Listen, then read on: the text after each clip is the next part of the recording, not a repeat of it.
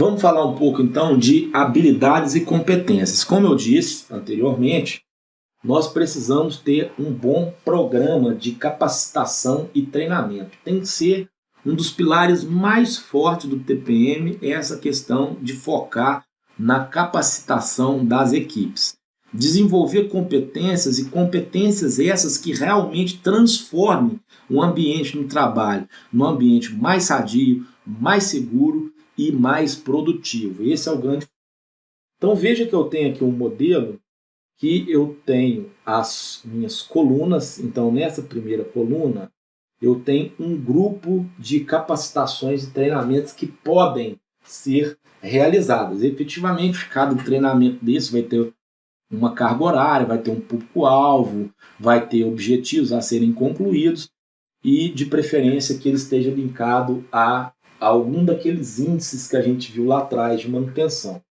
Deste lado aqui, eu tenho uma sugestão, essas outras colunas aqui, de pilares, porque normalmente a gente implanta as estratégias de TPM por pilares. Então a gente vai lá, escolhe quais pilares que a gente vai trabalhar, porque isso ajuda a dividir a carga de trabalho.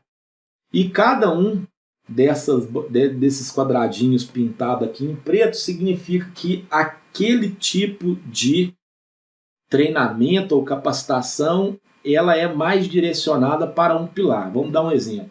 Eu vou falar de confiabilidade de sistemas. Confiabilidade de sistemas seria adequado que eu trabalhasse principalmente nos pilares de manutenção profissional, de manutenção autônoma e de melhoramento focado. Já se eu for falar de, por exemplo, de capacidades de produção, aí pode ser que o melhoria focada e só o manutenção autônoma seja mais adequado e por aí vai. O fato é que nós precisamos garantir que toda a organização ela passe por capacitações e treinamentos e que isso seja permanente, porque é um dos pilares mais fortes de um programa do TPM. Então, isso aqui vai de acordo com a capacidade que cada organização tem, mas é fundamental ter uma estratégia como essa.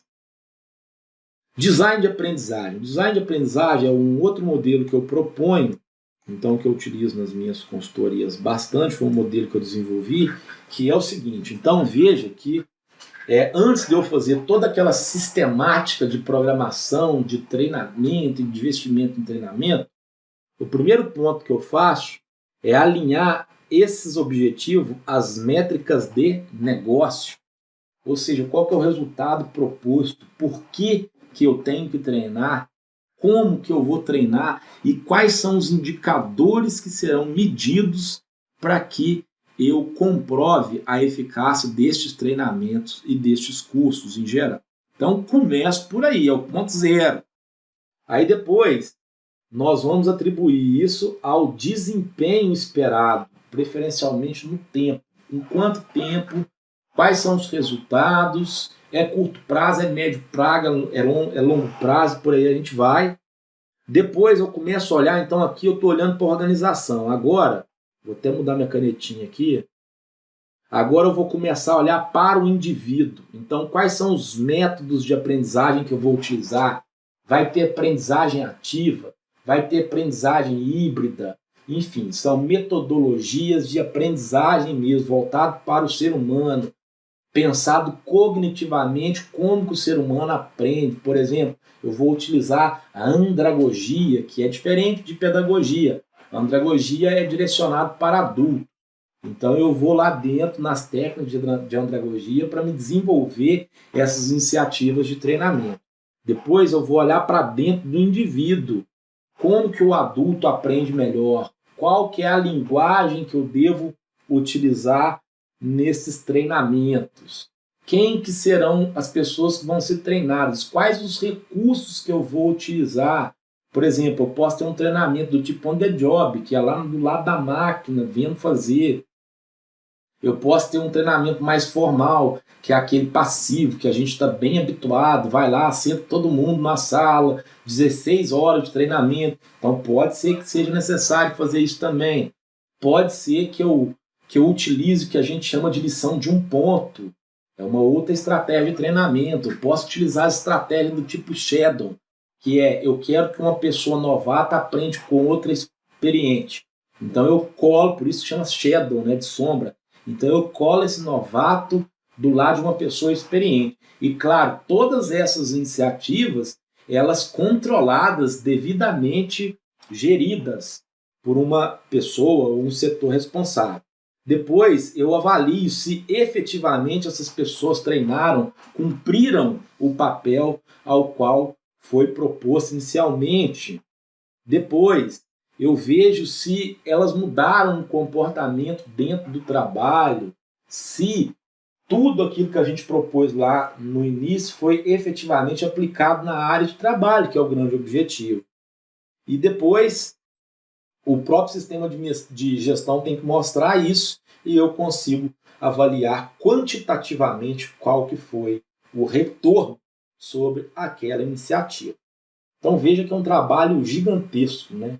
Onde a gente considera todos os aspectos relacionados a treinamento, não só o ensino, isso é fundamental, né? Então, a gente tem um ensino, que é muito importante, claro, porém, a gente tem que preocupar também com as questões relacionadas à aprendizagem.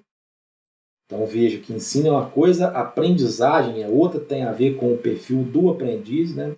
E tudo isso somado vai dar os nossos resultados. Resultados esses devem ser tangíveis. Aqui é um exemplo de como que eu posso trabalhar tudo isso que eu falei dentro de uma estratégia de pilares. Veja que eu tenho um líder de pilar aqui, e aí teria uma fotinha dele. Esse líder de pilar possui um mapa de competências, ou seja, que competência que precisa ser mapeada para que ele efetivamente consiga trabalhar. Então tem que fazer a gestão dessas competências. Ele, como líder, ele tem lá os membros de pilares, que são pessoas que trabalham na própria área, muitas vezes, né?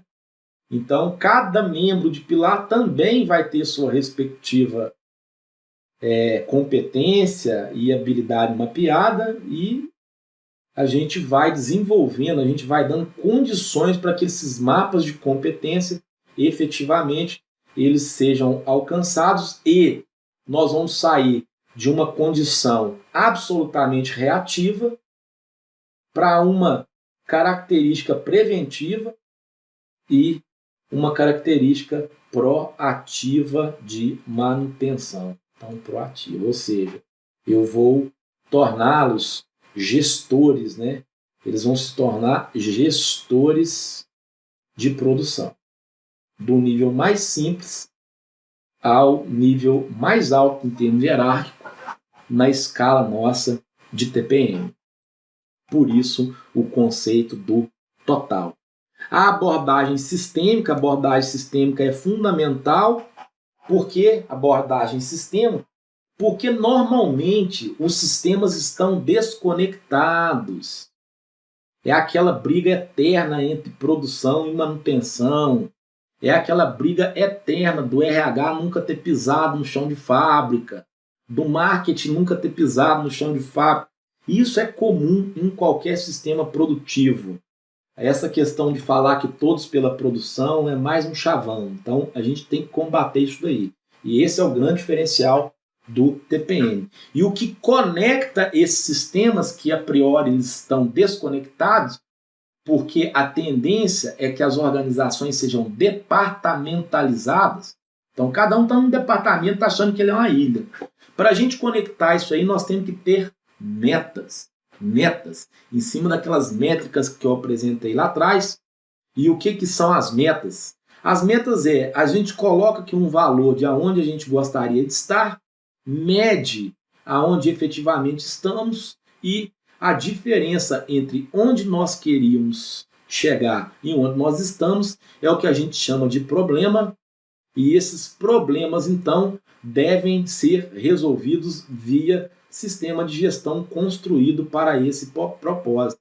Então eu posso ter metodologias de análise e solução, grupos, né, de metodologias de análise e solução de problema. Eu posso ter grupos de ciclos de controle de qualidade, eu posso ter grupos de Kaizen, eu posso ter projetos Seis Sigma.